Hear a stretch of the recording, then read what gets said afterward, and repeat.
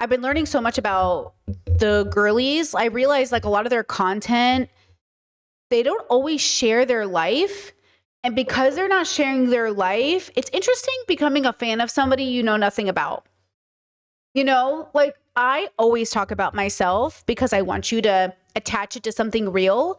I always want to know about real people's lives. What are you doing in your life? Like, what are your values? I love when people talk about their marriages, like their life, in an appropriate and non-oversharing way.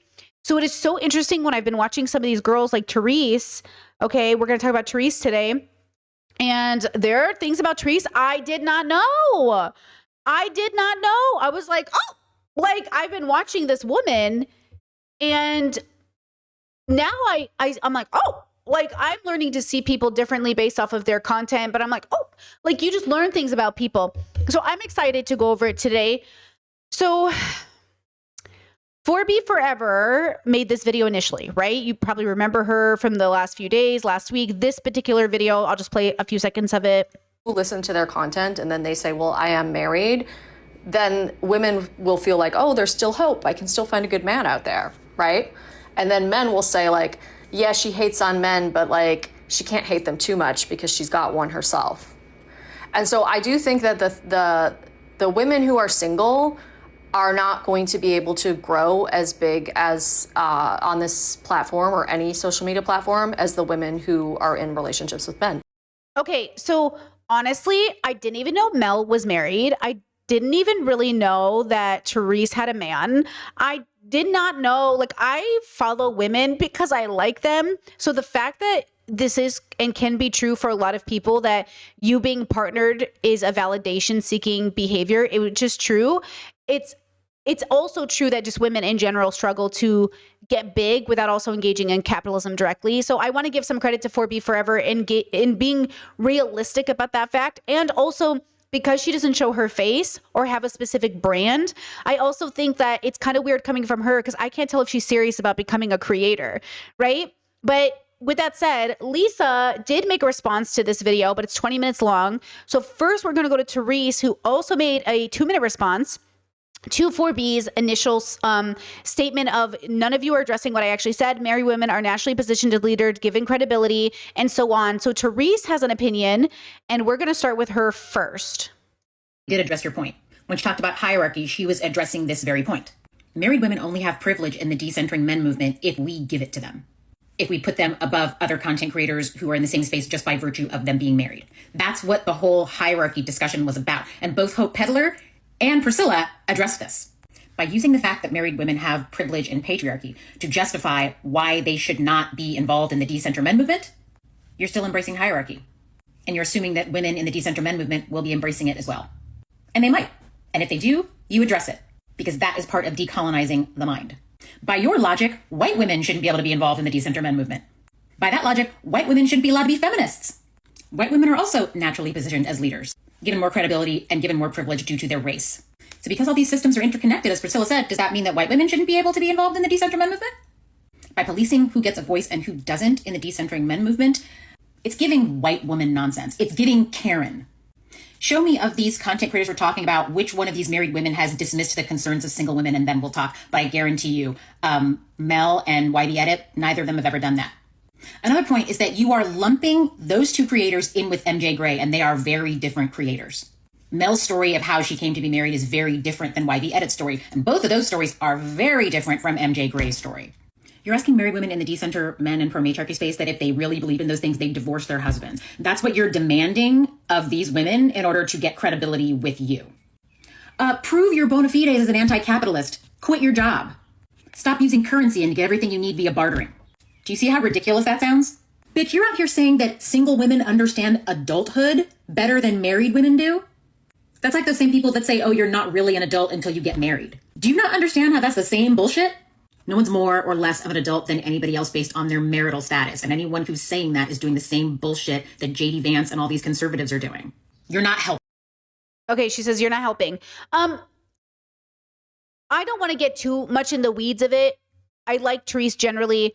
I don't know that all of this is analogous, but I think the point stands, and I will let it pass, that I do think the argument is sound generally, though my autistic brain does want to kind of get into the weeds of it a bit. But I will say that I think in 4B forevers, and again, I'm not pro or against any of these women as people. I'm just I'm excited to dive into this with you and go into the nuance of it. I do think there's some things 4B says that are reasonable and some things that she says that I don't quite get. What I really want to know is what is the goal of all of this, which is why I was shocked to find out a little bit more about Therese's romantic situation, because I didn't know anything about it. But I want to know what the goal is for everybody, because the more I learn about these women, the more I go, man, I am not doing anything these women are doing. Like, I am so far from, and I think it's because I am queer and gender fluid that I'm just like, oh, we are not doing the same thing at all. So I'm excited for you to watch that clip. Before we do, though, Chad says, I don't want to derail the convo, so please disregard if it does not go along with the topic or subject. Do you identify as a woman? And if so, what is womanhood to you? Yes, I identify as a woman. I also identify as gender fluid. I also identify gender as a performance. I also identify the biological reality that my gender is also related to that biological reality, which means I don't really believe that like biology cancels out the performance of it. I think biologically speaking, we're all performing gender. And I always relate it to the way that birds dance and the fish create ecosystems for women to find them attractive. I always think about like how animals across the board all perform gender expectations to win over mates. But I also think like you're more than just as it relates to mating. So I think like as biological creatures, we're all geared to perform. The question is, what is the level of that performance and what does it mean? I mean, we even perform race, even though we know it's a construct. Like, we know race is a construct, and yet we perform it, right? So ultimately, we are all biological creatures in a performance. And the question is, how deep of a relationship with that performance are you going to get? So I also think that's probably why my relationship to these conversations will differ, because I'm not having the same relationship with love or anything else. So with that said, I hope that answered that question a little bit. But what is womanhood to me? It's a performance. It's all a performance. And so depending on what performance you are engaging in, you might be engaging in the womanhood performance. It just depends. It's very nuanced, right? So Therese actually did a collaboration with Lisa on this podcast here. This is modern witch hunts. It's interesting, right? So there's this topic, but Therese also made a video about MJ Gray. And this section here, I want you to listen to, because I learned a lot about Therese I did not know. You only have one rule when you are a woman considering a romantic relationship with a man. And that one rule is this: make sure his wants and needs are never in conflict with yours. That's it. Okay, pause. I actually think that's a great suggestion, regardless of the gender. Like, I just don't think this recommendation changes because of the gender of the person. I think your high compatibility partner, regardless of gender, your wants and needs, again, the marriage or the union, but not at the expense of the individual, but not at the expense of the union, right? I think of commitment as a team. You're my teammate. Like, I'm relying on you in this particular way. Otherwise, like, what do I need a teammate for? So if you're in a team with somebody or somebodies, right? The team, okay, but not at the expense of the people on the team. The people on the team, but not at the expense of the team. That's the whole rule. Organize your life in such a way that he never has to choose between himself and you, because men will always choose themselves. Always. Okay, men will always choose themselves, always. I think that's a generalization. I will take it. I think that's generally true. I also think it's generally true that we're all raised to settle in relationships. And so men will always choose themselves because they're taught to settle. And so it becomes a battle between the person I've been on a teammate. Like, I don't know why we're even teaming up with people that would do that. That's my suggestion, is like, why are we teaming up with people that would choose themselves? Even though we'd all choose ourselves, I don't think that's what she means when she says it. Like, so, okay, there's one thought right there. Getting what you want can never interfere with him getting what he wants. And if what he wants or needs is to feel like a man, run far. For sure. I agree with this. Away. Because for that kind of man, anything that you do will threaten that. Anytime you succeed or excel at something, it's going to threaten his fragile sense of himself. Unless, of course, you guys are in a specific bubble in which you're both fulfilling gender expectations and you're both doing it to the point where you feel good about it. Also, if you live in a wholesome household and you guys are like just actually in love, and also caveat, because like my farm brother and his wife are in a patriarchal centered Christian or Catholic relationship, but also they're very in love and very wholesome, and they're on a team and they're both working on deconstructing patriarchy within reason, but like for their bubble. But also, like, I just, some marriages are actually working, you know what I mean? So I think sometimes there's like, again, I don't want to be on a team with somebody who I'm also secretly thinking is an enemy. And that's what sometimes it sounds like, right? So that's never going to work. And since the majority of men have at least some of that. And I use my brother's marriage as an example because it's one that I think works, right? I could also use my other brother's marriage and explain how it doesn't work. You know what I'm saying? But like, I'm using this brother's relationship because I'm a data-driven girly. I need an example of a working relationship so I know what to base things off of. And I would consider them in a working relationship, like a relationship that works. That fragile masculinity thing, relationships with most men aren't going to be worth it for you in the balance. Even though, caveat, it's not a relationship I would want for myself. For most women. Full disclosure, I have been in a non-monogamous relationship with— Listen to this. Worth it for you in the balance. For most women. Full disclosure, I have been in a non-monogamous relationship with a cisgendered man for nearly a decade. We do not, nor have we ever lived together. He's 10 years younger than me. I was 39 when we met. He was 29. Neither of us has ever or is currently financial supporting the other, nor will we ever. When I got divorced, I swore I'd never live— Hold on, pause. She is 49 years old. She's 49 years old. Therese, you gorgeous. I literally thought this girl was my age. Ma'am, she is, I thought she was even younger, honestly, a little bit. Like, I was like, how old is Therese? This one is 49, okay? But okay, there you go. Has ever or is currently financial supporting the other, nor will we ever. When I got divorced, I swore I'd never live with a man again. They're just exhausting. And there's just too much opportunity for— She said, even the good ones. So I don't have this belief. I have this belief about people I didn't marry. Do you know what I'm saying? I have this belief about other men and other people, but not all men. So there's the deviation. That's the deviation. I think all people of all genders could fall into this. I do think there is a problem with men, and my partner and I constantly deconstruct gender expectations in the way we're raised. There was recently a study that was done that said women notice dirt on the floor more than men because of the way women have been trained to notice all of these things. So we incorporate that into our marriage. I say, hey, like, there is chances I am noticing things in the house that you aren't because I've been trained this way. So we need to tackle that. We are unlearning together the things that we have been indoctrinated with our whole life. It sounds like these people aren't doing that. And so for me, that's what we do in our marriage. We go, okay, in which ways were we socialized? And in which ways do we need to deconstruct and unlearn? So it's interesting that that isn't the solution, to unlearn the patriarchy. The solution is just not to live with your partner because they're exhausting. Make him unlearn it. Tell him to unlearn it. Don't make him, but tell him to unlearn it. Like, unlearn it or we're not going to be together. So then I had the realization listening to this, oh, I just don't like people like that. This is why I tell you, I would never have married this person if I didn't think they were unlearning and going to continue to unlearn the patriarchy, because there is no way. I don't like people like that. Even when I was polyamorous for 10 years, people would say, oh my God, you're so monogamous. Even though I was actively dating a lot of people, I was not committing to anybody because I was like, I don't like people. I don't like them like that. I like people as a group, but I am so independent. I am so fiercely independent. I wouldn't even be in this situation she's in because I wouldn't even want him to associate himself with me unless we were together. So it's interesting that she's willing to be in a long-term relationship with someone that she thinks negatively of.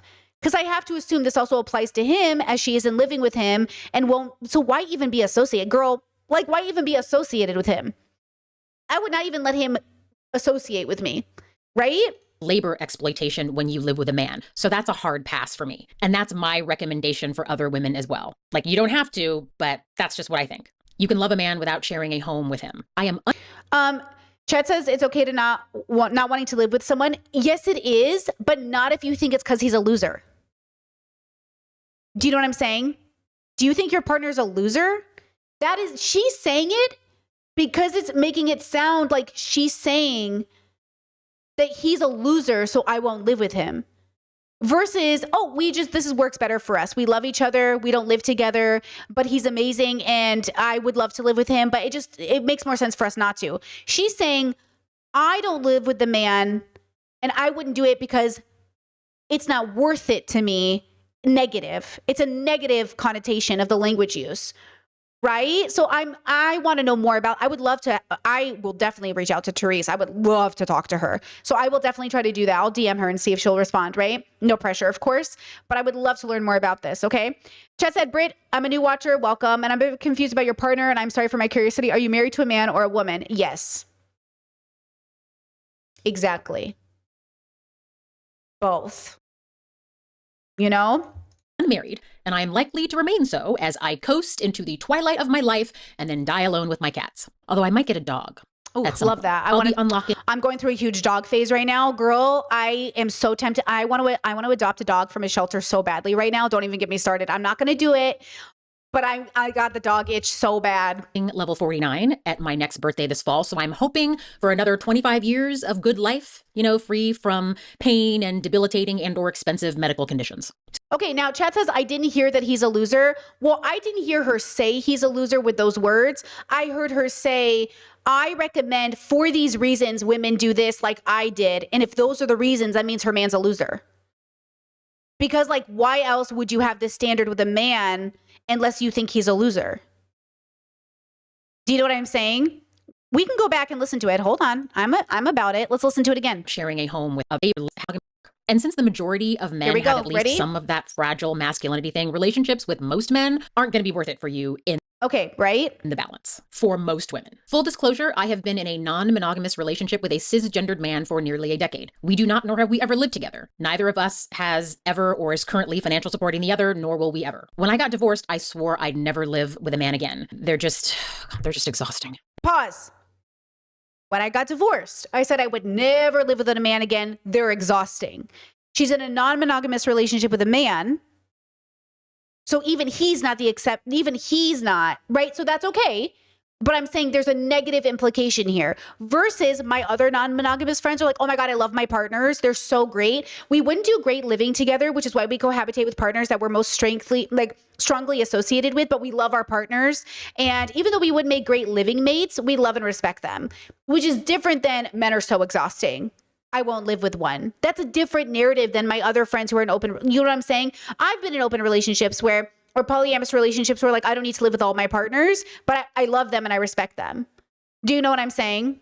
And there's just too much opportunity for labor exploitation when you live with a man. So that's a hard pass for me. And that's my recommendation for other women as well. Okay, right? So now she's making a recommendation for other women as well. Because of men being men, I don't recommend living with them. Right? That says I'm not dating the consciousness, I'm dating their gender. I'm not saying this of my conscious, I'm a gender deconstructionist, right? So my perspective is my perspective. I'm not saying Therese is wrong for her perspective. I'm saying I couldn't do this because then that means I am not loving the consciousness that is my partner. I'm engaging with the gender of my partner, which I do not do. Right? I do not judge my partner on gender. I judge them on their character and their actions. So I could never say never live with a man. Which man? Who? Which man? Who? Right? I don't make these decisions based off of these reasons. Right? Okay? Chad said she did it once. Once was enough for her, period. I know, Habibis. Listen, I'm not saying, because you're saying she wants her own space. Why is that a bad thing? Do you think I am saying that? Do you think that I am sitting here and saying Therese cannot be an independent girly who lives on her own? Or am I saying her why is questionable to me? Right? Because why would she even be in an open relationship with a man? Why would she even allow him to say I'm with Therese if she doesn't think highly of him because he's, you know what I'm saying? Why wouldn't she just say, I have a lover? Why wouldn't she just say oh, I don't have a partner. I'm single and living my best life, even if she is engaging with another person? So why put the construct of a relationship on somebody? And I'm saying why. I'm not judging it. I'm saying why though. For Brittany, I would not even have the construct. I would be like, I'm single. I'm not with anybody. Right? Just as you take it as a negative connotation, to me, it's just a choice.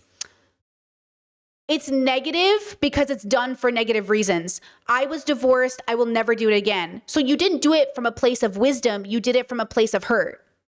When we do things from a place of hurt, we're saying, I had a negative experience, and because I had one negative experience, I'm going to place it on all these other people. Versus, oh, I had this negative experience, which gave me the wisdom and discernment to make sure that I don't settle and I pick a good partner the next time around, right? So the reason why is everything. The why is everything. And I'm saying, oh, that's interesting. I never knew that, right? You said to me, it's neutral. To me, that's all. Okay, but nobody does anything neutrally. You can't. You don't exist that way. Biologically speaking, nothing we do is neutral. So there is a why. You can't exist in a human body with a human brain and do anything neutrally. We didn't evolve that way. So there's always a why. You don't get to exist in a world where there's no reason why you do something. Everything has a reason. So this is hard though, because people want to believe they exist in a world where like, oh no, I didn't choose that person for a job because a neutral reason. Nope, there was a why. There was a why you were rejected. There was a why you picked it. There's a why you even like the water you like. So that's the harder part of this, is like I am trying to challenge everybody to think, why do I even like the water that I like? Right? Why do I even like the smell of this perfume over another perfume? It's not neutral. Nothing is ever kind of neutral, right? Okay. Chat said, she literally said men are insufferable. How can you take that as anything but negative? Yeah, so there's a negative, right? Okay. Let's see, Chat says, if she feels she is basing her decisions based off of fear, not an actual perception of reality, or she's just saying it's not worth the risk, which I think is valid as well. She said she could not, she just said she could risk being used by her current partner if they live together. Why would you choose that partner? Exactly. It's like, okay, why would you choose this partner if you think he could take advantage of you? Right? So it's interesting. I would love to talk to Therese about this. You don't have to, but that's just what I think. You can love a man without sharing a home with him. I agree with that statement alone. In the vacuum, I agree with that statement alone. You can love a man and not share a house with him. But the why matters. Unmarried, and I am likely to remain so as I coast into the twilight of my life and then die alone with my cats. Although I might get a dog at some point. I'll be unlocking level 49 at my next birthday this fall, so I'm hoping for another 25 years of good life, free from pain and debilitating and or expensive medical conditions. So that's me. That's my truth. Okay. Middle-aged, divorced, feminist content creator, just to confirm my social media narrative identity. It's just my actual life. And it's not because I'm better or more moral or ethical than MJ or any other content creator. I aim to be as ethical and honest as I possibly can in any given situation. But really, it's because I don't have the ability to fake it. Like, I can't do it. I am a menopausal neurodivergent woman. Woo-woo. And for those who do not know, those two things combined midlife are a disaster. Now, okay, I'm also a neurodivergent woman. And I think you guys said she grew up in Orange County, California. I grew up in Orange County, California. Woo woo! We're the same person. And because I grew up in that bubble and I grew up the way that I did, and because I am autistic, I cannot imagine being attached to a person that wasn't my life partner, because I'm busy. I am so fucking independent that I don't even want to be associated with another person. That's why even friendship, I'm like, I am not their friend. I do not like even when people go, oh, Brittany's my friend. Wait a second. What do you mean by that? What do you mean by friend? Because I don't like the commitment of being attached to somebody and being like, oh, Brittany's my what? You know what I'm saying? So it's interesting that she is saying that, like, I want this attachment to this man, and also versus like, yeah, like I am very, so it's interesting how neurodivergency plays into our different dynamics, right? So no shade to Therese. I think she's a grown woman who's made her decision, and I respect that agency. I do question the why because of the way she decided to tell her story. And I also know, as somebody who tells her story all the time, people mishear me all the time. When people hear I moved to Croatia because I married a Croatian, a lot of people think I abandoned my whole life and abandoned my friends and abandoned my job to move to a foreign country to be with a man. Instead of hearing the actual story, which was because of immigration and everything, the team, my partner and I, made a decision to pick the country that embraced us as a married couple. right? Versus actually hearing this story about not being able to afford the American process, not being able to do it, not being able, they hear, because in their bubble, they're used to women at the detriment of their own, giving up everything they have to be with the quote, a man who won't compromise, which is not my story. So everyone's story is unique in a category. And I'm always trying to figure out, oh, what's your story? You know, not everybody has the same story, right? To the young neurodivergent women, be prepared because this is brutal. Looking back, I have never been very good at masking. Even my inadequate attempts to do it have exhausted me so much to the point where I simply just can't do it anymore. I do not possess the ability to pretend to be someone that I am not. I love that.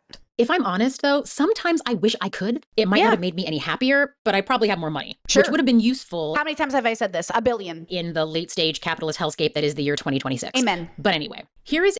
Okay. Amen. Right? That's the segment I wanted to show you on Therese, because I agree with so much of that. Like, that's so fucking true, relatable. Love it. Absolutely. Right? Now, and I think this is kind of important. Because I know we live in a society and we're products of our environment, I'm always trying to ask myself, and this is why I recommend for you, sit in a room and meditate. Who would you be if you didn't have to think about the world in a good way, not in a bad way, not in a neglectful, nihilistic way? Who would I be if I didn't have to think about my body and my skin color and the way that I'm perceived and my orientation? And what if what do I want? And then I aim for that. And that's what I did. I made the decision to say, I love my family, I love my friends, but I live in the most present and I'm going to do what I want, right? And I take into consideration community, and I take into consideration loved ones, and I know somebody might call me at 2 a.m. and need my help. So I'm not so independent that I'm also anti-community or anti-collective. Like, if the collective needs me, I'm here. And also, well, the collective doesn't need me, I'm going to go do my thing, right? And so that's a part of it. Let me link Therese's video since people are asking about her. Let me link it. There you go. Check that out. Let's see.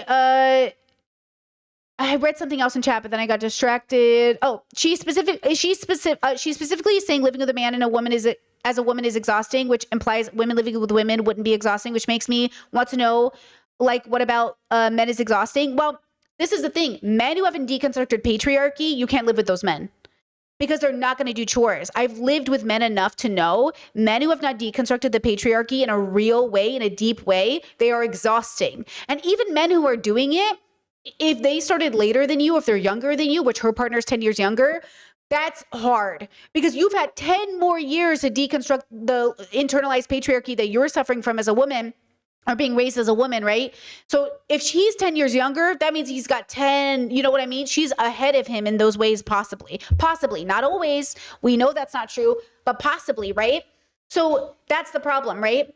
I would also say that in my neurodivergent relationship, sometimes my partner and I, this is the dilemma with capitalism and also owning too much property. Sometimes my partner and I dream of a house that sits on 20 acres where we have two small, tiny homes that are next door to each other, right? Or or a house so big that I can be on one side and he can be on one side and we're not interacting because we're both very, independent neurodivergents who like our own space. And yet we never want to live apart. We don't always even sleep in the same bed together, but we always want the option, right? We're so independent that like we do whatever we want every day. And also we miss each other every second of the day because we love each other so much. Like I do dream of an apartment for just myself, but then I think about it conceptually and I go, okay, but like, are you there? Are you accessible to me? I'm not going to pack a bag to go see my husband. With peace and love, girl, go fuck yourself. Not Therese, just the general you know? Like, I'm not about to pack a bag to go see the partner that I'm, you know what I'm saying? Like, absolutely not. I would rather be single. Like, I'm not about to work that hard. And I think that's the dilemma is like, I am so neurodivergent that either we're in this or we're not. I'm not going to do this halvesies thing. Like, either we are going to take care of each other with Alzheimer's and we're going to do this together, or like, I'm good, girl. Like, I'm tired. You know what I mean? So when we have these conversations, I think it all needs to play to your strength, but I also believe in love and I believe in humanity and I believe in love. I have girlfriends in my life. Some I would buy a house with and some I wouldn't. Some I would go into business with and some I wouldn't. It would all involve a contract though. So like if I was single and I was still single, I was single for 3 years. My girlies and I were all chasing our careers. We weren't even living in the same places. But let's say I was still single. Let's say for the last 8 years I had been single and I would have been next to one of my girlfriends and we would have been doing life next to each other, but not with each other. I have girlfriends right now who live alone who are like, I would not want to live with you. And I was like, yeah, like, unless we had a big enough house, we need our own space. So even my girlfriends, even this replacement of let's live on a plot of land with all of our best friends, some of our best friends would not make good roommates, even though we love our friends. Getting a good roommate is hard. Like living with someone is difficult. So you really got to pick somebody you can tolerate, even if, or like not tolerate, somebody that doesn't feel like you're tolerating them actually. Because like my partner and I don't know how to explain it, but we live together so well. It's really easy to live with my partner. And I think it's easy because we listen and we respect each other. And I can see why a lot of people don't have that. So they don't have any data point for this. Like one thing I always tell my partners, like I've never heard my parents argue over dishes. Like my mom knew what was her job. My dad knew what it was his job. And they never, in the 40 years they've been together, ever discussed who does what. So all of these marriage stories that come out of the, who men don't do the chores and women are left doing the chores. I never heard my parents have this conversation because there was no conversation about it. Do your fucking job. This is your job. This is your responsibility. Do it. That's what we decided. That's what we negotiated. Do it. I'm not going to have this conversation with you. And same thing. My partner, I don't want to have this conversation. Do it. And that's it. So all these women that are men don't do the chores and men don't do, because they're bad partners and they happen to be men, but they're bad partners first and foremost. My father always did his side of the chores. No questions asked, do them. That's your job, do it. And that's the kind of marriage I want. This kind of marriage I have. Don't argue, do it. All these women just have bad partners who happen to also be men, which I understand. So you got to find a man who's understands the responsibility of showing up and doing it, right? Okay, let's go and watch Lisa's response to 4B. So just a reminder, here's 4B. Okay, this is 4B. And by the way, you will notice one of the biggest creators who is not in a romantic relationship with a man, she hides her face on her account. Cecilia Regina. Wait, that's you. You hide your face with an account. I think she does that for her safety. Well, possibly. See, that's the problem with 4B. And like, I don't know why and what and how. So maybe I'll talk to her in the future as well. And again, everything I say, remember, I am also an autistic woman. So the way that I talk, and I am a Taurus and I am a dominant, like personality, aggressive girly. So when I talk, it might sound judgy, but I'm actually asking you questions. I am an autistic kid my whole life who would be like, but why? And people think I'm fighting with them. I literally just don't know why you're doing it. Like you think you're telling me why, but you're not. So if you say like, hey, why do you like that banana bread? And you're like, oh, it tastes good. That's not why. Why do you like this banana bread? Oh, I think, I don't know. It just tastes good. It just tastes good. That's it. Is that all you need to like something? Because I feel like for me, it's like, it tastes good. I like the texture. It's within a reasonable price. Like, is this banana bread your favorite, even if it was $1 million? Like I have so many more questions than I just like it. Right? But that's why I do philosophy for a career and other people don't. Because I could ask myself, it really is that deep for me. Okay, let's go ahead and watch Lisa's response to this. I'm excited. I'm going to respond to this video made about me. That's me in the corner by a creator whose video I'll tag below. She goes by 4B Forever, and she made a video criticizing the centering of married women in the decentering men movement. I'll tag the video below so you can. Pause. Chad said, unfortunately, men aren't raised and socialized to be equal partners, and we have to unpack that and make them want to change the socialization and become more pansocial. The homosociality makes it hard to reach them. Could I just say, I'm so sorry. It also isn't our job to, because your comment, it's just made me think about it. I cannot be the reason my partner changes, and I would not recommend dating anybody who hasn't already come to the conclusion themselves. So women do get trapped in thinking they can teach their male partners to be better. You can't. And don't. I would never try. That's why when I was single and I was dating, I would go on single dates with people. I would ask a question. I'd be like, I'm over it. So don't date men for their potential. If you have to train your man, teach your man, if you have to do that with any gender, it's over, girl. It was over before it started. Go watch it and the multiple follow-up. I just want to make sure people don't hear me and then think, oh, Brittany's saying I can train you can't train anyone to be anything. Adults have to either want to change or they won't. Okay?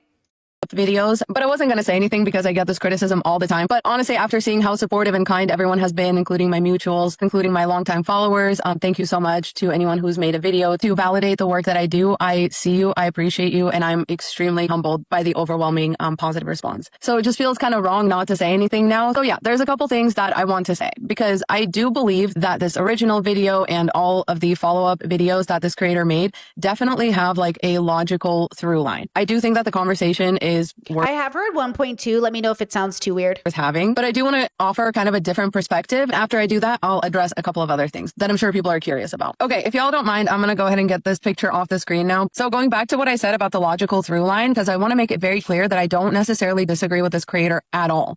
I do think that there is a level of privilege, especially when it comes to like credibility in the decentering men space that partnered or married women have. Now, I think multiple... Oh, pause. I just want to say this because this is interesting too.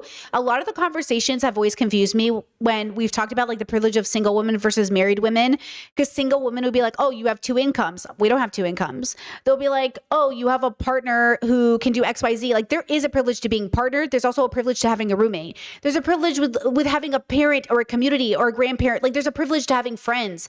There's always a privilege. That's why it's not bad to be privileged. I hope more people could be privileged. The question is, do you hold yourself back from being successful and having a good life because you think people have it better than you? Or are you also living a great life? Let me tell you this right now, that there's like a joke in the family that Brittany is so independent that she's not even worried about her partner dying. And that is true. I'm not worried about it. My life will not significantly change. I mean, it will change emotionally. It will change it will change like in many ways, but it won't really change. Like, do you know what I'm saying? I love my partner. I'm so glad I got to meet them in this limited time on earth. I'm so glad I got to meet them. And the functionality of my life won't actually change if they die. I will move back to America. I will live with my girlies or next to my girlies. I will have an apartment. I will have my dream job. Everything will basically be the same. There will just be a very big sadness of losing connection with a human being that I love. And so that's the thing about a lot of these girlies that are like, oh, I don't have help with rent. Okay, what rent? Like, you're going to need to pay. This is why men say like, oh, I sacrifice going to work. Girlie, you're going to have to work anyways. It's not a sacrifice working. You know what I mean? Like, it's not a sacrifice having a job. It's just the reality of being an adult, which is why Therese's original video made so much sense. Like, everyone's still going to have to work. Everyone still has a job. Everyone still pays bills. Right? So like you got to think about it from that way. You got to remember being single doesn't mean you have a less quality of life. It just means you have a different one. I couldn't even, my quality of life is not going to change. You know what I mean? Chad said, materially and in routines, it won't change much. Exactly. Like emotionally it will change. Like it'll be devastating, but like my material reality will not change much. Chad said, Bray, would you recognize this settling of having to do the majority of the emotional labor in a relationship with a man? Constructed individual as infantilization. Britt, would you recognize the settling of having to do the majority of the emotional labor in the relationship with a man as infantilization? Hold on. Would you recognize the settling of having to do the majority of the relationship? Are you asking if it's a form of infantilization to allow you yourself as the woman to assume the man or be in a relationship with a man that you have to do the emotional labor with as a form of infantilization? Like the man is so incapable of doing it that it's a form of infantilization? Because I do think thinking men inherently can't figure it out is a form of infantilization. So yes, yeah. I do think assuming men could never be as good as women is a form of infantilization, that the patriarchy has brainwashed women into thinking that they will never be, which is why I don't believe in bioessentialism. I don't believe in gender in that way, right? Yeah, if a man is non-deconstructed, it's not because he's a man. It's because he refuses to not deconstruct, right? Like, yes, it's impacted because he's a man, because being raised a man, being raised a woman, being raised any gender will impact the way you think about life, for sure, right? Just as I wonder what you would feel like in America. I feel like a tourist in my birth city. I mean, USA. Yeah, I mean, I don't know, right? Like, I think the issue is like I have places in the US that I prefer. And my job is remote. I can move anywhere. I'm very privileged in that way. But it took me, guys, this was a journey I've been doing since I was 19. I have been on this journey of trying to be independent and be able to like have a job online since I was 19. I'm 36. I'm going to be 37, right? I earned this. Okay. I worked really hard for this, which means I now can move anywhere within reason that I can afford. I can't move most places because I can't afford most places, but I can move basically anywhere in quotation marks. And I did that on purpose, right? Chad said, I don't necessarily mean men as gender, but man is in relationship with patriarchy. I think I'm struggling to quite understand the question, if I'm going to be honest. I think I'm struggling to grasp it.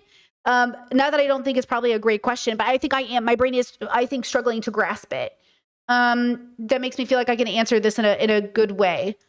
If you want to reword it, you can, or if somebody wants to translate, they can. But I think I am struggling to grasp it. Okay, let's go back to Lisa, and then I can go back to comments in a sec. Perspectives can be true at once. The way that I look at it is more of a spectrum, and not just the decentering men spectrum, but I want y'all to imagine this as like the male-centered patriarchy to 4B spectrum. So a couple things to note is that globally where we are located on this scale is about here. It sucks, and I hate to have to even bring this up, but once you take first world countries out of the equation, the majority of the world population, women included, is going to be closer to this side of male-centered patriarchy, etc. And I would say that the her use of first world is interesting. decentering men conceptualization does not begin in the middle of this scale. Decentering men starts a little bit to the right of that. Okay. Another important thing to note is that 4B I'm actually going to slow her down because I think I'm already losing her a bit. is a direct response to this. So Okay, yes. the only reason we are headed in this direction is because otherwise we're always heading in this direction. Okay. So I agree, which is why I say feminism isn't the end goal, because feminism is a reaction to patriarchy. So you don't want to be a feminist. You don't want civilization to need feminism, but it does need feminism because it's a reaction to patriarchy. 4B is a reaction to patriarchy in South Korea. It's been co-opted, I think, by Americans or US people. So I think we should keep that in mind. That I don't know where 4B forever lives, or I don't even know her ethnicity. She keeps talking about like white women, white women, white women. Are you a white woman? Are you not a white woman? I don't know. So like, does anybody follow her? Is she a white woman? Because she always talks badly about white women, but I don't know what she's doing to really like, I don't know what that means, you know, because sometimes I feel like white women in the feminist spaces signal but don't really engage in black politics and brown politics. And like, you know, are you watching black creators, like not just black women who make content, but in the black sub, like, are you engaging in black TikTok? Like, are you engaging in black culture? Like, are you engaging in brown culture? Are you engaging in like immigrant culture? Because I don't hear that a lot in your content. I don't hear that you're watching or reading black philosophers. I don't hear that you're reading or watching black people or brown people. I don't hear that you're reading immigrant perspectives. So that's what I want to know too, right? So you have to remember that 4B is first and foremost a response to patriarchal injustice. It is like a radical kind of justice-based movement. Yeah, and I, even when I heard about it in South Korea, like don't date men, don't have babies with men, don't engage with men, I could never do this. I could never be 4B because I could never limit myself because the world sucks. No offense to the world. You guys suck, but I'm not gonna. My life is not gonna suck because you suck. And I am very, you know what I'm saying? I'm very independent, even of the whole planet. With peace and love, I don't see how me not having the best life benefits anybody, right? I'm just gonna be grumpy along with you. Absolutely not. So like, I could never agree to this, right? This is like saying like, to fight fat phobia, I'm never going to go to the gym. With peace and love, girls, it doesn't matter if you're fat to me. I love fatness. I don't care about any of that, but I'm not going to like stop going to the gym because you know what I'm saying? Like that's what Therese, I think, was trying to say in her original thing. Like, oh, I'm going to quit my job because capitalism. I'm not quitting my job because of capitalism. Do you know what I'm saying? Absolutely not. Okay. Once again, wouldn't have to exist if we otherwise wouldn't be heading in this direction. So just for the sake of like this thought experiment, let's just... Okay, Chat says I am from the global south, and besides the language being problematic, she's not entirely wrong though. A lot of the countries outside the West, women in fact don't have equal rights to men. That might be true globally, but I think it is a propaganda from white nationalism and whiteness and white supremacy to say that anybody who's outside of the West, because the West is a white supremacist dog whistle, is less cultured or less civilized. So I'm very cautious about the words we're using here, because again, this is what white supremacy used to absolutely genocide the Native Americans and indigenous people. This is what they continue to use to subjugate black and brown people. And so I'm very cautious about giving into Western propaganda and saying like the West is the most civilized and the most liberated. And they're just saying white people. They are literally just saying white people, whiteness. And so I agree that patriarchal religions can be a global issue in other places, but it is also an issue in USA, where they are trying and attempting to take away women's right to vote, women's reproductive rights, women's right and agency to do anything or engage in independent thought away from her husband. So again, like, just, I agree, but also, right? Talk about America. Since the conversation is happening on TikTok, mostly between American women, let's just go ahead and place American women on the scale here. So I'm assuming she means US women. I don't know if 4B is from the US or from Canada or another part of America. So I'm assuming she means US. I would say that the current zeitgeist is probably somewhere in the middle, just barely touching the decentering men movement. And I think that that's why you're seeing the disproportionate amount of people that are watching content from married or partnered women. Because you have to remember that decentering men and 4B as a concept has just been introduced to the feminist zeitgeist, right? So we are kind of living in our own world over here. Because like I said, apparently in South Korea, a lot of the 4B movement girlies are also a lot of transphobes, and they're very bigoted. So I worry about that as well, as a lot of feminism can be turfy. So I'm even, that's why I think 4B is also a dog whistle to me a little bit, or like a questionable identity. So I have heard that as well. And so that's the stuff that I'm very cautious about. Like, we have to remember the world's very transphobic as well, including women. Women are very transphobic. So you have to remember that. You have to remember, as a queer person, I am very aware of how transphobic women are, right? So that's why I'm extra cautious about these women's movements, because I'm like, are you a TERF? Because this hasn't even hit the mainstream. We are still a very niche movement. So True. The reason that you're seeing the numbers disparity, the popularity disparity, is not because married women are taking the lead or people are looking to married women or partnered women as the leaders necessarily. I think they are looking to a relatable situation, something that's easy to digest, coming from where they're coming from, right? Because they're coming from a patriarchal, male-centered point of view, which takes a while to work through. So if you picture this as a spectrum, 4B is all the way over here. And I'm sorry, Well, the problem with this is that it insinuates, and this is why I say progression isn't exactly linear. It insinuates that 4B is the goal. And I would say, no, 4B cannot be the goal.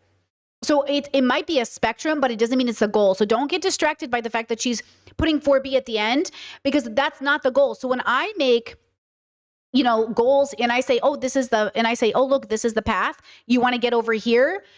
Now she's putting 4B here, but see, 4B can't be the goal, right?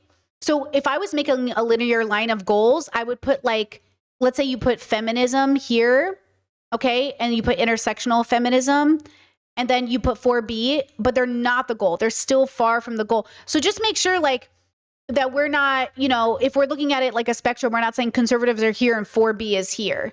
Because 4B is a very conservative notion. You're conserving. You're literally not engaging in some sort of liberation. You're engaging in a reaction to that is so extreme. You're saying, I'm going to deny myself. How do you liberate while you're denying? Right? I'm saying, don't deny yourself. Live within your joy. Give yourself more choices, all within reason. Right? A lot of women in our lifetime are going to make it all the way down to the 4B spectrum. That is talking about things like decenter romance, decenter marriage, decenter relationships, etc. Do those relationships also engage with children, community, friends, family? We're all in relationship too. Can I not have sex with my friends now? In 4B, are you guys not also having sex with your friends? What are the rules here? Simply a thing of time. Okay. And what I think is happening right now is that more and more women are starting to get a lot more comfortable here, and they're actually moving. Now, if you said 4B is a survival reality that we have to do because we're in a zombie apocalypse, okay. But what if we're not in a zombie apocalypse? Because like that's kind of what it sounds like. Like not engaging with men in any capacity. Like there's a difference between decentering marriage and realizing you don't need to be married to have a good life and saying I'm never going to be with a man. It's like, okay, are you a lesbian? Like if you're going to be so radical as to say I'm not going to be with a man, then you know you only live once, right? You know you're going to die. Just for the record, you will die. This is it. Your one chance on the planet and this is what you've decided to do with it. Do you have to do this? Because maybe in South Korea, it's like life or death for them. Like if they don't do 4B, men will kill them. Okay. That's different. You're in a really bad situation. But if, you know what I'm saying? Like you have one chance on earth and I want to give people the privileged opportunity for choice. I want everyone to be privileged enough to make a choice. But if you're do you get what I'm saying? Moving in this direction. Yeah, well, Chad says political lesbianism historically has been a thing. Yeah, but I think it's a cope. I hear that. I understand queer history. I'm saying it's a cope.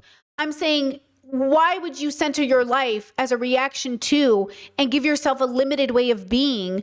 You know, it's very like, you know how people move out and like stop paying taxes because they want to quote live independent of the government and that they don't vaccinate their kids. And it's like, what are you doing? They're like, oh, I'm the most free. Your kids aren't vaccinated, dude. You're living in the woods. You have no connection, no school, no formal education. Is this freedom? Is this liberation? You know what I mean? I think what we'll see eventually is that this ball will kind of roll all the way closer to somewhere over here. And again, I'm just talking about within a feminist niche. So I'm not talking about women who live all the way over here. The furthest they will make it is like, if this is decentering men content, this is like relatable marriage content. This is the women that are posting, you know, look what my husband did. And then they're like, wait, why are you guys mad? He loves me, actually. This is that content. If you take it a couple steps further, you'll start to dip your toes into decentering men content that is present. Also, I do think that there's a trap here that if you are going to make fun of women for getting a divorce, then you run into a trap here, right? Because now you're saying, you know how trad wives trap women into marriages because they shame them for getting divorces? Well, if on the 4B side, you guys do the same thing, what the fuck is the point? Don't shame people for getting a divorce. Even if MJ's relationship, as an example, ends up in a divorce, who cares? Get a divorce, girl, sign that paperwork, right? Don't sit there and glow. It's like with Meg Thee Stallion. People are gloating that she got cheated on because they're like, that's what she deserves. They said the horrible things about Meg Thee Stallion. She's run through. That's what she gets. She knew he was a cheater. That's what she deserves. Like, stop. Stop. Stop. You're so fucking cruel for no fucking reason, bro. People are fucked up and you're sitting here excited that Meg Thee Stallion was cheated on, or you're gloating because someone might get a divorce. You guys are so deeply fucking wounded and it's showing in your work. Stop. Feel compassion for people. People are suffering. This is not a moment for you to celebrate or say, I told you so. In like a non-radical way. Now, did I say presenting things in a radical way is bad? No.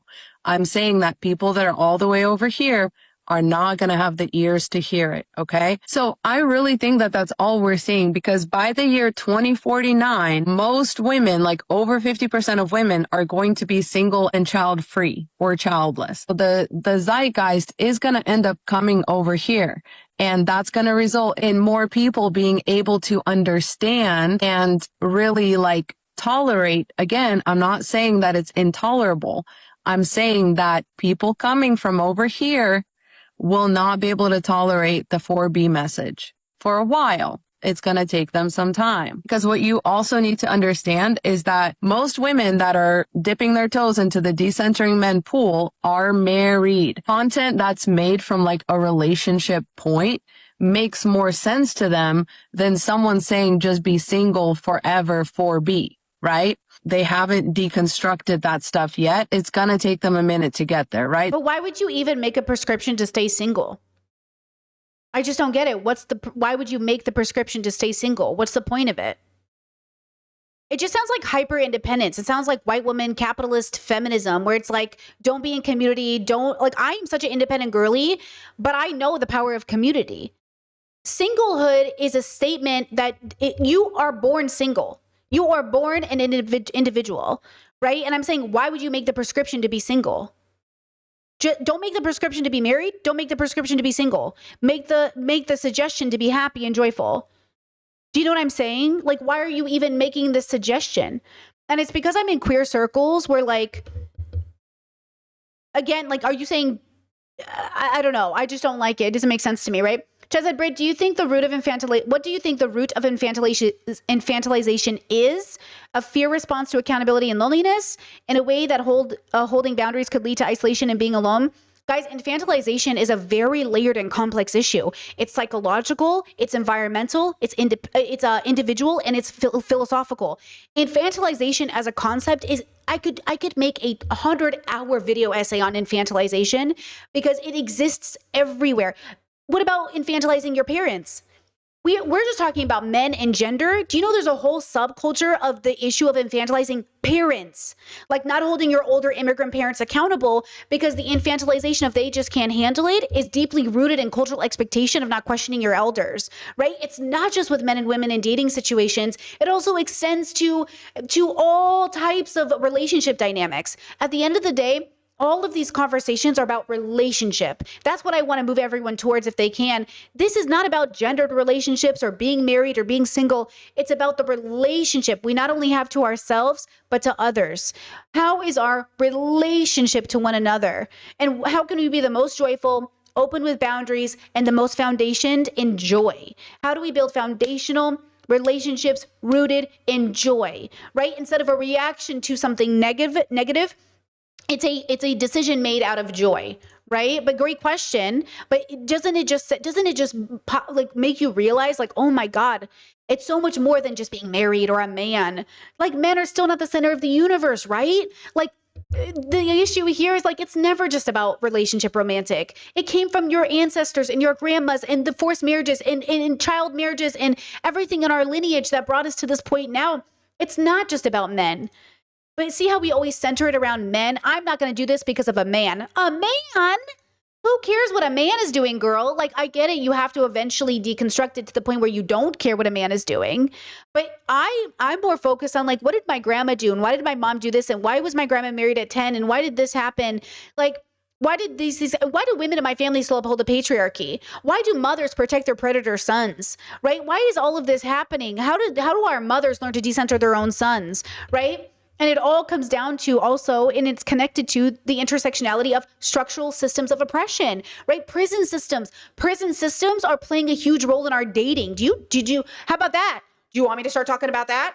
How, like, prison systems and the way that they're set up in the US impact our dating relationships. The Black community was specifically targeted by the KKK police force to take fathers out of their homes, to put them in prison systems, to create this whole situation with the Black community that the white people love to talk about, how Black men never stay in the marriages, as if it wasn't actually absolutely a target of white supremacy to take fathers out of homes, right? So, like, when we're having all of these conversations, you didn't just pop into existence.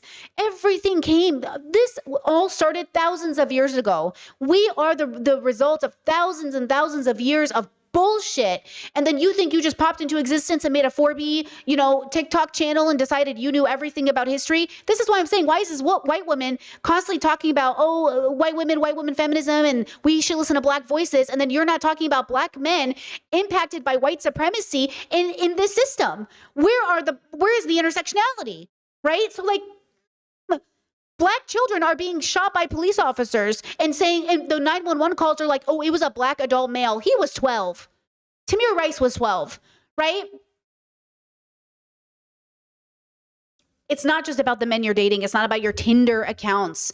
This is absolutely connected to everything that came before us. And with this rhetoric of, fuck men and fuck the system, I hear you, girlies. And yet, where is the centering on children? Where is the centering on the young? Where is the centering on the most vulnerable? Where is that? Because I don't see it. I want to see 4B Forever talk about caring for children, helping young boys, helping young girls, helping young they-thems. Like, where is the center of that? That's what I want to see. I don't know. What do you guys think? Let me scroll. Let me make sure. I wasn't reading chat. Hold on. Chat says, Let me see. I recall an uptick of American 4B after the election, the fear of Trump enabling wave of normalized discrimination and men lying about political affiliation. Not saying I agree with any of that. We covered it. We covered it on this channel. And I said, I feel like American women are misunderstanding the Korean movement, and even how big of a movement is it in Korea, and like what does it mean, and like I feel very confused about it too when it came out, right? Chat said I almost forgot how bubbled everything is. Thank you. It is, isn't it? Let's see. Chat says yes, let's get into it. Yes, preach. Okay, good. Okay. Let's see. I was mad I woke up early and in pain, but I'm so glad I did. I'm so glad I got to have a chance to chat with you all. I love that. Welcome to the live stream, girls. Happy to have you here. Chat said, not me trying to get to the root of why the infantilization is what infantilization is in one sentence. I know. These topics are so layered and such a big, like, it's so intense that's why I think it's interesting that all these women keep, I think casually, actually, my Discord just shared this video, a little bit of a tangent, about a commentary channel talking about commentary channels and how her criticism of the commentary channels, that it's superficial commentary. And that's why I really try to focus on my lane, because I don't just want to make a video giving superficial commentary, but also I do love philosophy, and I think there's always a conversation to be had about it. But yeah, I think sometimes commenting creators in general, they just make content about the most trending thing because that's what people are talking about, but they don't say anything the whole time. Like, you're not saying anything. And like, I don't want to be those content creators, so that I have to remind everybody why we're here and what we're doing here. My name is Brittany Simon. We're doing philosophy through pop culture, and everything is connected to everything that ever was, and no one exists in a vacuum. You didn't just pop into existence. We are all products of our environment. We are evolved animals on a planet. And with all of that said, I think you can have a strong relationship with yourself and everything outside of yourself. So you must know who you are when no one is here to witness you, and you must know what role you play when you are being witnessed. So witness me now telling you, regardless of how you perceive me, I am joyful. And regardless of how bad the world is, my joy will not be rocked. That I have liberated my spirit from the struggle and suffering world that is. And I am a community member. I'm a part of a collective. I believe in lifting all of us up. It's all of us or none of us. Okay. These two things have to exist at the same time. You have to balance you as an agent and then you as a participatory party in the collective, right? Okay. So these are married women. By the time 2049 rolls around, these women here are going to be single. And so they are naturally going to center other single women for content, for... Hear me out. Why would I center anybody but my joy? See how they center others? Because we're externally taught. Society teaches us to externalize our sense of meaning. And I'm saying, look inward for your sense of meaning and have it go out. It goes in and it goes out. So if your centered of meaning is your selfishness, your entitlement, your bad attitude, that's what you will give out. If your centeredness is joyful and wholesome and beautiful, then that's what will emanate out. And I'm saying, get good with yourself, because you're not getting good with yourself. You're making the world a worse place. Get good with you so you don't make other people burdened the way you're burdened. Advice, etc. Right now, we are just the lowest common denominator. Women that are in relationships that can talk about the downfalls of relationships. By the way, and that's why all those incel men and all those men that are angry and they're lonely, they're not working on this. And so we all have to suffer. We all get murdered. We all get raped because they won't do the work. Do the work. Okay, same with these women. Do the work. So you don't end up putting out bad energy into the universe because you're not working on this. Look, humanity can't be shitty unless we were shitty, and humanity's pretty shitty right now. So we all must be shitty. So the only way to make humanity better is for all of us to do the work. So the individual becomes the collective, right? Also, I feel like I keep doing this and that just looks bad, but okay, that's not what the point is. Do the work. With men are just more palatable right now. And I know in a way that that's what 4B Forever was saying. It just, the lens that it was presented through is almost like any of us have any control over that, right?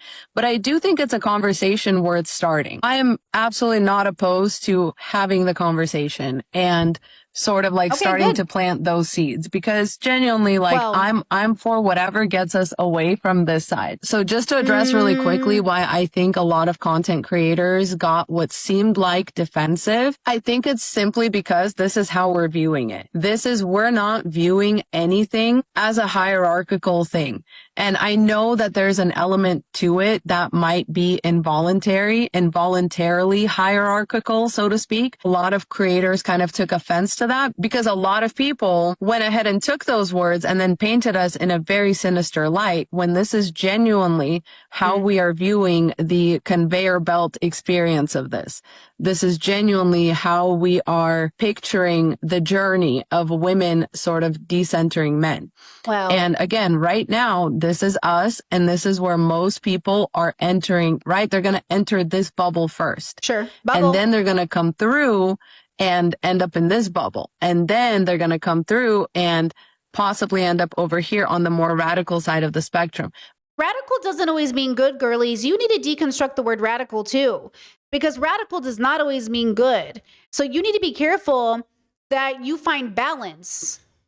But you also can't help the fact that you're going to lose a lot of women along the way. A lot of women are going to drop off, get into relationships, decide that the mindset is not beneficial enough. You know what I'm saying? You're going to lose some women regardless. And so being on the very, very far end of the spectrum, that's like the opposite of the patriarchy, I think. Look, I'll be real. You know how people say decenter men and love your friends? I think you should decenter your friends too. I think you should decenter existence. But no one's going to get there because that's talk about. I think you should decenter the fact that you think you exist. I think you should decenter free will. Do you even have it? Right? I think you should learn to zoom in and out of your existence. You should process that you're an evolved animal on a planet. You're a speck of dust in the universe, girly. You don't matter. And then zoom in and realize, wow, you're a profound consciousness. No one can replace you. You're beautiful. This connection we're having with humanity is so deep and profound. And then zoom back out into the universe and be like, holy fuck, you can't even see me. Do I even exist? Zoom back into your body and be like, oh my God, what is this limited thing that I exist in? Like, do all of these things, right? The problem is like, this is so layered. It really depends on where you're coming from. But, you know, this is the point I'm always trying to make about bubbles and perception and frameworks. We really are just limited to whatever we have going on here and everything that we're perceiving. That's it. That's all you have. So the question is, do you realize that and what are you going to do about it? And do you need to do anything? Maybe you really found a bubble where you're like, honestly, I'm good here, girl. Like, I don't need to examine more. I'm vibing. I'm joyful. I'm going to die here. Great. We're really only here for a short time. So as long as you're joyful and you're where you're at, I don't think any of this matters. I think it only matters in the way that you think it does. That doesn't mean you shouldn't protest or you shouldn't do politics or you shouldn't vote or you shouldn't uphold your community. I'm just saying, like, there are some community members, guys, that spend all of their life in their small town they grew up in, feeding children, housing the unhoused, you know, giving people education. They never go to the big city. They never do much else, but they're happy and joyful and content. And that's a really good life. You know what I'm saying? Like, that's just as good of a life as the life that I have. If that is your joy and that's where you need to be, how beautiful was your life that when you died, hundreds of people from the community came to your funeral because that's how impactful you were. No one will ever know your name. You'll never be famous. You're not on TikTok, but you really did something for your 6-foot radius. And that's fucking beautiful. So it's about that balance, you know? Think it is hard. Like, you're kind of doing the unacknowledged work, and I understand wanting to be acknowledged for it. I do. So really the different perspective I want to present is that this is how we're traveling through the continuum. I did for a second when 4B Forever said like, oh, you want to decenter patriarchy in men, but you won't divorce your husbands. It almost sounded like when men are like, oh, you want to decenter patriarchy? Why are you wearing makeup? As if men get to own makeup. As if men get to own relationship, like as if patriarchy gets to own makeup. Do you know what I'm saying? Do you get what I'm saying? Guys, even if the whole world was literally women and femmes, we would have makeup. We would have it because it's nice and it's fun. Do you know what I mean? Like, even if we had just women, we would have marriage. It would just look different. We would have partnership and cohabitation. You know what I mean? So being single forever just doesn't make sense. You know, you're being weird. You know what I mean? Other than this kind of insinuation that, again, I don't think 4B Forever herself like really made, but I think. What? No. Chet says, how does decentering existence even look? Is it similar to astral projecting? No, it's philosophical. Decentering existence means to ask yourself, what is the point of my existence? And am I obsessed with thinking it's my family legacy or my politics or the need to marry a husband? Existence is a concept of aliveness and the idea that like, oh, I must be here for a reason, right? So it's about letting go of the attachment that you must be here for a reason, which means I couldn't just exist because. You do just exist because, right? And so it's deconstructing and letting go of the attachment that, oh, now that I'm here, I must fulfill some sort of a legacy. I must have a son with my name and call him Junior. Decentering existence means that you decenter this attachment to the fact that existence must mean something. That's what that means. A lot of people came away with this take, but there's this insinuation that like women are not coming from here, that women are being kind of dropped down into the middle and then they're choosing to go this way or that way. But I just genuinely, I don't think that that's what's happening. I think that people relate to what they know, what they experience. And a lot of women right now are married or in relationships. In 10, 20 years, that's going to be vastly different.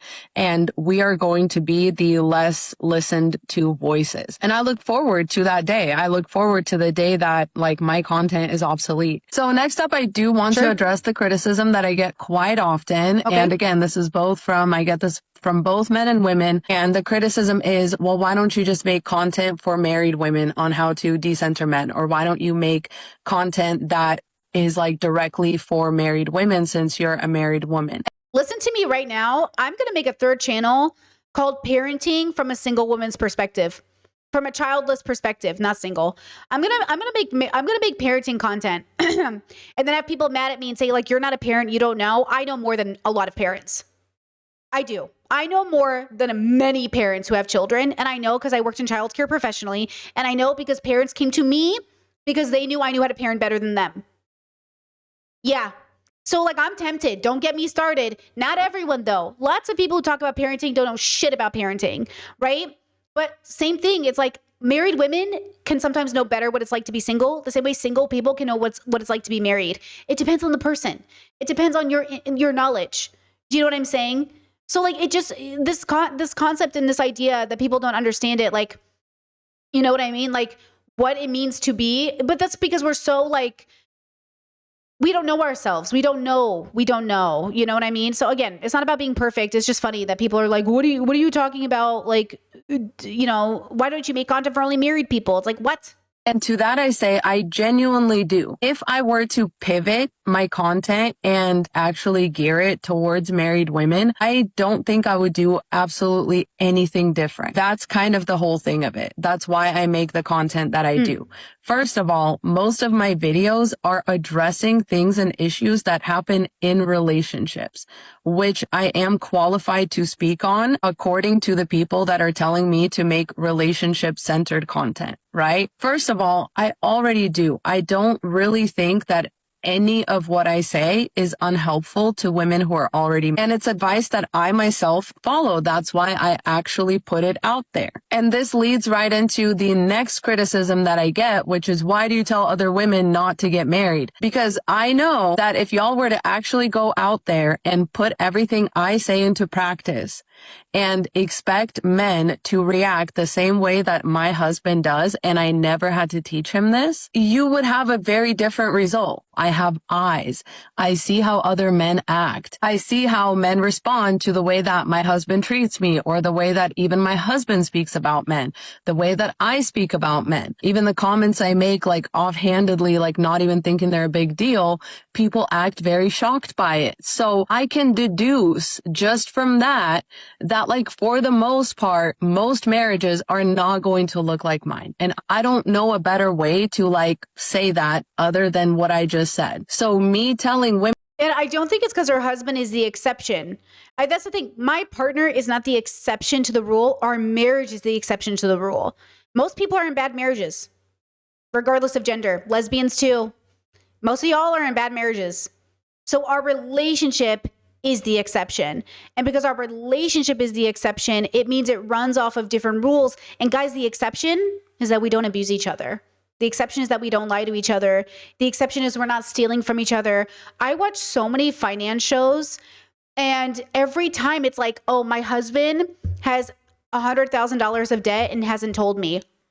I tell my partner all the time, I will divorce you. Like, I will divorce you for lying to me. Guys, we don't lie to each other. If we catch each other in a lie, that's it. Thanks for being here. It's been good while it lasted. I'm out. Like most of you will stay with, and I've done it in the past too, lying, cheating, abusive people because we're in cycles of believing we don't deserve better. And I'm saying the exception to our marriage is not us as individuals, it's us as a unit.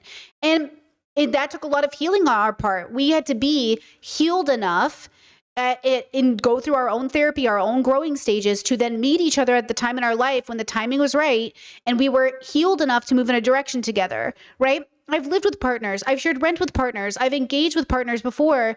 We were too unhealthy to have an exceptional relationship compared to everybody else. Like we're fucked, right? So that's what I'm saying, guys. Like we're really struggling out here as a humanity, as a whole. And so if everyone is struggling, right, then it would be exceptional. I mean, the fact that some people grow up without ever seeing like a long-term relationship is really interesting since I have the privilege of having two. Since I have the privilege of being in a family structure where most people don't get divorced, it's a very different relationship structure. Yes, there are problems. Yes, there are absolutely problematic unions. Yes, there's a lot of a lot of issues. Some of these men should never have been married.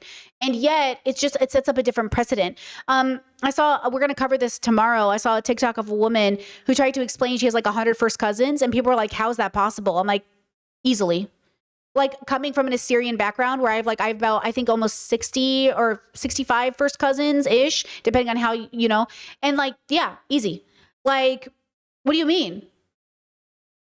Do I have more? I might have 80. I have to recount. I can't remember the number. It was either 60 or 80. I don't remember. But yeah, of course, like we're talking about completely different worlds. Like everything is completely different. Okay. I still have to explain to people that paying your parents' bills is not normal or healthy. It might be normal in your bubble, but it's not healthy. Teenagers should not feel responsible for paying for their parents' electricity bills. Do you know there's a whole bubble where parents take out lines of credit in their kids' names and kids don't know until they're 18 and they don't know why their credit is shot? Guys, we're not all growing up the same. Some of your parents are the first relationships you have and they were abusive. Fuck the fact that you're getting with men or women. Like before you even saw romantic love, you had toxic love at home. Not everyone had the privilege of even growing up with healthy parents. So when we have these conversations, I try to go back to the root. Everyone keeps thinking we just like popped into existence as adult women dating adult men. No, we had parents, we had legacy, we had grandparents, we had aunts and uncles, we had somebody before us, right? Imagine, I always joke, my friend, my bestie grew up with parents who took out a line of credit in her name to build her credit. Right? So like they were investing in her before she was like even like conscious. Like they were investing in her. So when she, grew up and she became 18, she was paid off college, 4 years of school completely funded, never paid a bill while she was in school, never had to worry about rent or groceries or her car bill. Absolutely everything was paid for. Versus me, yeah, I turned 18 and my parents were like, you're paying for your own shampoo, shaving blades, grocery, like everything was different, like everything became, but still the fact that I had a job out of high school, the fact that I even, eventually got a car, the fact that all this stuff, like everybody has a different way of engaging in reality, but it always comes back to our childhood and before. Right? Like my parents broke some generational curses. I'm going to break more and so on and so forth. So again, when we have these conversations, just be very empathetic and compassionate to yourself because you didn't just pop into existence. And not to waste their time still makes sense. It's not me trying to keep women single. It's not me trying to like hoard men. The people saying specifically those two things, that's your pick-meism projected onto me. I am just trying to tell you the truth. I see the statistics. I see how even other decentering men creators talk about the way that they had to help their husband along or intentionally decenter him. I don't make that kind of content because I didn't do it intentionally. But the older that I get and the more other couples that I see and the more I read about people's relationships and observe people's relationships, the more I'm like, I can just tell that it wouldn't work. Like most men would not want me as a wife. Most men would not want a woman who thinks like me, acts like me, talks like me as a wife. And I just happen to be married to one who thinks the same way. And I've never had to explain any of this to him. So that's why I say your time is not going to be well spent. Your time is going to be better spent focusing on you.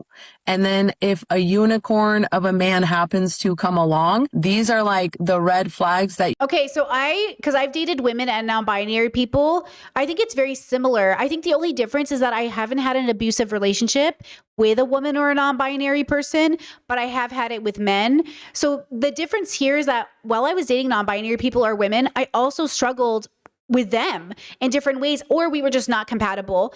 But I would say that this focus on it being a man is too heterosexual for me, and I'm too queer, because trans men exist, non-binary men exist. You know what I mean? Male feminists exist, like, or not male feminists, male lesbians exist. Like there's like all these different variations of queerness that I'm willing to engage with that also you would call man or male or something adjacent. So I am too queer for this direct conversation, but I find it to, because women uphold patriarchy. So even if I'm dating a woman, is she a capitalistic woman, a lean-in woman, a girl boss woman? Is she also like an overconsumption woman? Like, I'm not going to be in a relationship with a lot of women either, because a lot of them aren't leftists, anti-capitalists. Like, they're not engaging in philosophy the same way. So if we're just looking at the binary man, woman, like, I'm never going to date a man or a woman. I used to think I was. I used to be at a stage in my life when I was a liberal where I was like, I'm not going to date any queer people or non-binary people. I'm just going to date men and women. And then I was like, fuck that. My mistake. My bad. Deconstruct gender. And then I was like, never mind. I'm only going to date people if they are as a consciousness compatible with me. And anything after that, I don't care. I don't care about their gender identity or what their body looks like or anything. Like, that is all secondary. That just doesn't matter.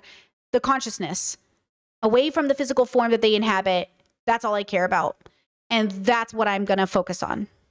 You should watch out for so that you don't get love bombed. This is how you handle love bombing. This is how you handle negging. This is how you handle this, that. If a man is doing this, you should leave. That's my content. That's the kind of advice that I give. And that applies very, very much to women that are married, dating, looking to be married, looking to enter relationships with men. All of that content is for women who are looking for relationships also. I am not even trying to keep women single, because I know that a lot of... On my Don't Move In With Your Boyfriend video, a lot of people like really struggle with that concept of like, you don't have to sign a lease with someone just because society tells you to, but you can if you want. They were like, this video should be titled How Older Women Want to Keep Younger Women from Dating Men. Or when I say like, you know, there's always this like conspiracy theory that older women are just trying to keep younger girls away from dating these older men. We're trying to keep you from getting killed, but you do you, girly. Okay? You know what I mean? Like, take a risk if you want to take a risk, you know? Women, even now, are going to want to get in relationships. And the best thing I can do is lay in the grass and wait like a snake for them to go through some canon events and then end up in our content niche, which will hopefully get them onto the conveyor belt of decentering men as a general rule. And wherever they want to get off that conveyor belt is none of my business. You know what I'm saying? But I do think that a lot of women are staying on the conveyor belt longer. And I think that's great. And if you're one of those women and you're looking for somebody who's not in a relationship to follow because you want to hear from like specifically single women that plan to stay single, I'm going to tag a bunch of them below. Most of these women are longtime mutuals and people that I have supported, whose content I love, whose content I think is extremely helpful. And so please go follow them if you are ready to sort of move on to the next phase. Because at this point, like this. And by the way, prior to courting my partner and being in a relationship with them, I was looking at houses, I was looking at loans, I was looking at buying property, I was looking at so many things. Like, I was already investing in my most present, because the idea for my life is like, I'm just going to do what I'm going to do with the circumstances I have, and whatever happens after, whatever. Like, plan for the future, but I never planned for a partner. Like, when I became single for those 3 years between my relationships, I just started living my life. Focused on my dream job, focused on where I wanted to buy a house, focused on what neighborhoods I was going to live in, focused on my family. But like, my focus was me. Like, what do you want, girl? And so I started looking at houses. I started looking at property. I started thinking about where I wanted to put down roots, right? And that's it. Like, that's the idea, is like, some people literally think I can't buy a house until I find a partner. And I'm like, I I don't believe in that. I'm not going to wait. You know what I mean? I'm not going to wait to buy a house because I'm unmarried. Like, I'm going to buy a house. You know what I mean? Or, oh, I can't take that job in this town because what if it takes me away from a dating pool? I don't care about that, girl. I'm getting my dream job, right? Like, I'm never going to center a relationship or the possibility of a relationship over my most present joy. But I think that's the struggle, is like a lot of people haven't done that yet. They haven't deconstructed that yet. So they will literally not do anything until they're married. And I'm like, but what if that never happens? What if you never get married? You're just going to wait? Like, I'm not going to wait. You know what I mean? Whole discussion is becoming like cringe and like hard for me to handle. I promise I'm not holding a GUN to your head to follow me. I promise. And while we are having the conversation about who's in leadership, I don't think it would be going out on a limb to say at all that most of us, myself included, would definitely think of Dr. Cecilia Regina when it comes to that position. She's the OG. She's the one most of us, including our own audience members, discovered first. She's been doing the work for a very long time, and she only keeps getting more brilliant. So I think that if that position were even open, it would be filled immediately, and it wouldn't even be a question. So just for the record, and she's single and she's definitely not married. And I think most people would absolutely back me up on this. I don't even think that that's a question, for the record. I also think that kind of challenge to make content that specifically caters to like married women is a bit like ironic coming from the creator that it's coming from, because she herself is a lesbian. She's not into men at all. I do think that that's a... Oh, I wasn't sure. I thought she might be a lesbian, but I wasn't absolutely sure. But she is a lesbian. She is a lesbian. Why is she a... That's what I'm saying, girl. Are you a lesbian? So are you never going to get with a woman because... Wait, what? Unique and valuable perspective, but it's also interesting hearing somebody who's like not into men sexually or romantically talk about how easy it is to decenter men romantically. Again, I think that that's a very interesting perspective. And I think it's an important voice to have in our community. And I think we could have that same kind of respect for each other. Now, this creates... Wait, what? Yeah, if you're a lesbian, why are you... This is the lesbian. And I think if she was married to a man, she might not feel like she needed to do that. And I hide my face on my account, and that's for my safety as well, right? I think that single women who truly are not married to men or partnered with men, who are speaking about these same issues, it's more dangerous for them. It is literally more dangerous for them in order to talk about these things. Why do you act like married women haven't been trafficked by their own husbands or aren't being recorded and put on websites by their own husbands? In which way are women more safe being with husbands compared to single women who aren't being raped by their husbands? If you don't have a husband to rape you, you are literally more privileged. That's how I see it. I am more safe being single than going home with a man who might rape me and post me on the internet. Right? So I'm confused. Like, I'm very confused about these conversations about like what is more safe. It's more safe being single than in a bad relationship. You are literally, you can't experience domestic violence if you live alone, right? So it's just like, I'm a little confused like about this idea of like, so confused. Right? So that's kind of the way I feel about it. I hope that Interesting. Also did say that a lot of us like don't follow her, like we're not mutuals with her. And there is honestly a reason for that. During the course of this creator making all of these videos, Lisa is saying 4B is a lesbian, saying this girl's a lesbian, but Lisa is married to a man. Including the first one that I tagged here, she was very comfortable misrepresenting facts and using actual falsehoods to make her points that she otherwise couldn't have made. And when I came forward and corrected her on one of those points, she completely didn't acknowledge me at all, because it would have meant that she couldn't make that point, which which is kind of like what one of her criticisms was hinging on. So then she repeated that in a follow-up video, further spreading that falsehood. In a later video, she also, while trying to make a point that like married women stick together, she said that I went live with another creator who was also married. When it was referenced multiple times in that live, how that mutual of mine who will be tagged below, she's Pris the Goddess, it was referenced multiple times throughout that live that she's in fact not even dating. Again, without that falsehood, she couldn't have made the point that we all married women stick together, because we really don't. Most of the creators that I work with and hype up and support for the most part are either single or they're not married because they— But who cares? This point is moot if we are all focused on a collective coalition. See how they're not in coalition? They're not in a collective coalition together. None of this matters. Like, this is all a distraction, and this doesn't matter. You guys are not in community together.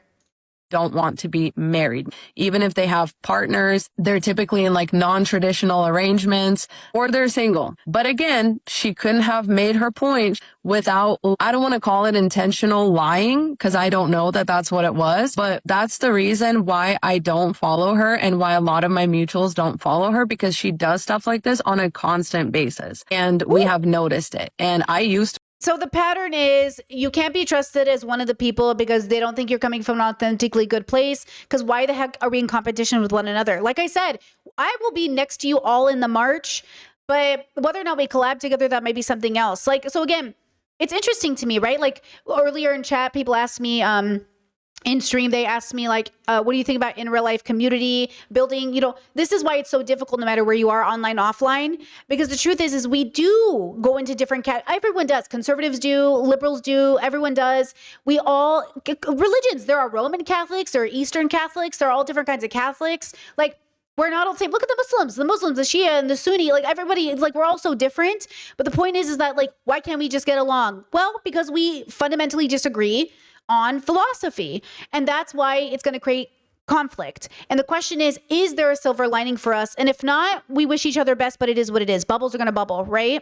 follow her, and I actually did unfollow her because I don't enjoy the way that she says things like really confidently to make a point, and they will be blatantly untrue. None of us other mutuals would ever talk about each other that way, and that's not somebody I want to associate myself with because of how comfortable they are coming after people based off of like falsehoods. I'm sure there are plenty of valid criticisms she could have made about me without repeating information in a way that like twisted it and misrepresented it in order to make a point. Sure. So I just wanted to address that because I know that that might come up as a question. Again, outside of this, I'm really sick of this conversation because again, while I don't necessarily disagree, I just think that was like a wild way to bypass the practical through line with a logical through line that exists, you know, somewhere outside of like the practical.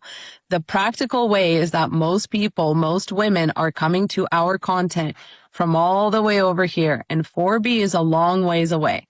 So what's going to happen is most people are going to pass through the decentering men bubble, and they will be the most comfortable, and they will be the most familiar, and they will be the most trusting, yes, of women who are either in the same situation as them or have been in the same situation as them, or can talk about their situation without getting frustrated and without being like, don't show us your husband and blah, blah, blah, blah, blah. So that's a bubble that women must pass through. And that's just where I am. I can't help it. And I know that 4B Forever acknowledged that. And like, honestly, props to her for acknowledging it. Again, I think the way that most of us like viscerally reacted is because we ourselves do not view anything as hierarchical. We are genuinely just working alongside each other. But I understand that people perceive our content differently. But my perspective is that this is why that's happening. And it's not because of some like sinister intentions on our part or even the women that follow us part. It's just a process. That's all it is. This can only be solved with time. All right. I hope that those that stayed till the end got all of the answers they were looking for. Yeah. Stay safe out there, y'all. I love you so much. Godspeed. Mwah. Yeah, I think that answered a lot of our questions and probably a lot of questions from other people. That's so interesting. And I'm definitely fascinated by this bubble.